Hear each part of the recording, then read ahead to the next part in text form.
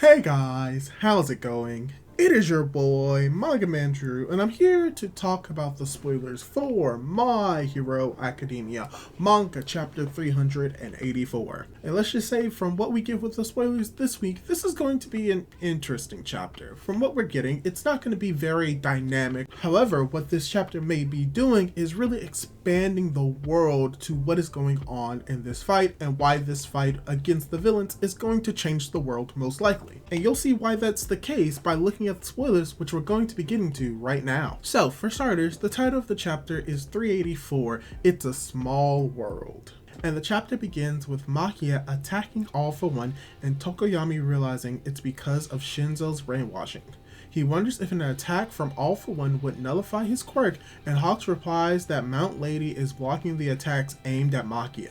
All For One realizes that this quirk must be the reason why the Aoyama family has managed to deceive him.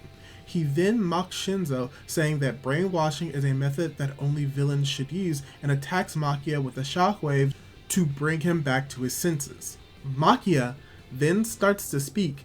He says that he knows that's All For One because of his smell, and asks why he abandoned him in Jaku.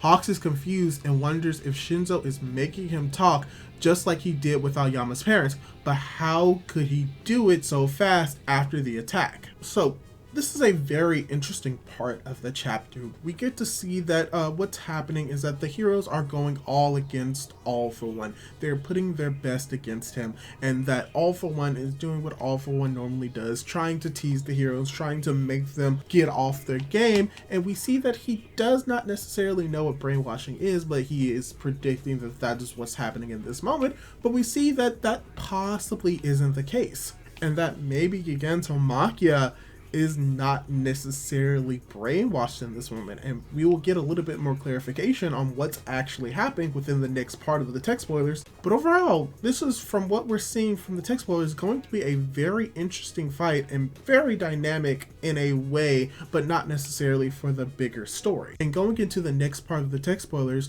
we then see a flashback to the moment when All For One left Makia in the mountains, saying that his successor would come for him and that he's very sad to say goodbye.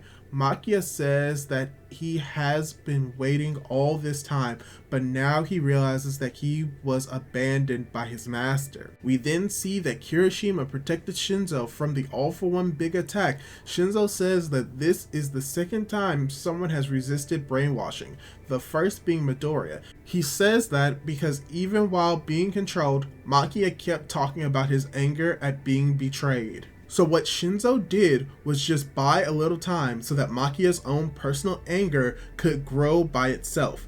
In the past, many have said that he acts in the same way as the villains, but his quirk can't change what's inside people's hearts. Hawk says that it's only natural for someone to rebel against their master if they've gone through so much suffering, and we see Makia, Mount Lady, Dark Shadow go for another attack. The POV changes to the helicopters. So this was a very interesting development, seeing that even though Gigantomachia may still be brainwashed, he is still very much human enough to realize what is going on and maybe actively attacking All For One out of his own anger and frustration, and not necessarily because of brainwashing. And this is interesting because it shows that the actions and the consequences of his actions are about to bite him in the butt, as we see that Gigantomachia is fighting against All For One on his own wants and anger.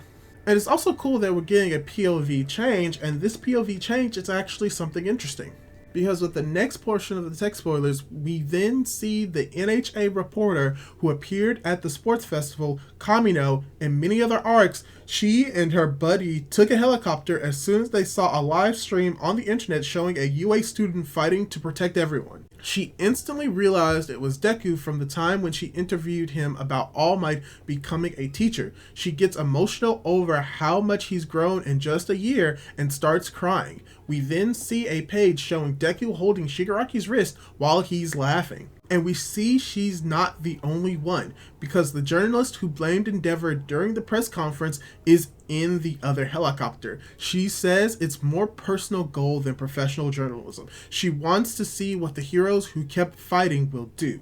They keep fighting even after Japan was abandoned by the other countries. She wants to be there to see the results of these effects, whether they win or lose. We then see the views on Gentle's live stream keep growing, going from 7,000 to over 20,000. The chapter ends with the reporter saying that she wants the world to know it's not over yet, while we see many familiar faces watching the fight, including Rhodey's siblings, Melissa, Mahoro, Katsuma, Akbar, Death Arms, the United States President, and some international heroes. End of chapter. But yes, this is a very interesting development. This was something that I was really hoping that Horikoshi would be doing with the helicopters, instead of the idea that many people brought up, which is that, oh, it's going to be All Might, or it's going to be like heroes fighting. No, it's just news people wanting to record this battle, and I just really enjoy that, because it really just adds to the idea that these people exist in the world and that they want this fight to be broadcast around the world to show that, yeah, even though we are at a disadvantage, the heroes are still fighting against All for One. And it also brings back some familiar characters that we've seen in the past and giving them more active roles in the actual fight as a whole, but not necessarily pushing the story forward in any more meaningful way than what we get. But yeah, this was a very interesting chapter. I can't wait to see what we're going to be getting in like the actual official chapter when it comes to the more proper translations, as well as more of the clearer images for this chapter. But I still think that it's going to be interesting. It's not going to be people's favorite, but personally, I liked it. But yeah, that's all I really have to say on the chapter for right now. What did you think of the chapter spoilers? Did you like them? Did you dislike them? What was your favorite part of the spoilers? Leave your thoughts down below. And don't forget to subscribe to my YouTube channel and hit the notification bell to be notified for whenever I upload more content like this. Do all that cool jazz, and hopefully I'll be able to get you in my next video. Goodbye!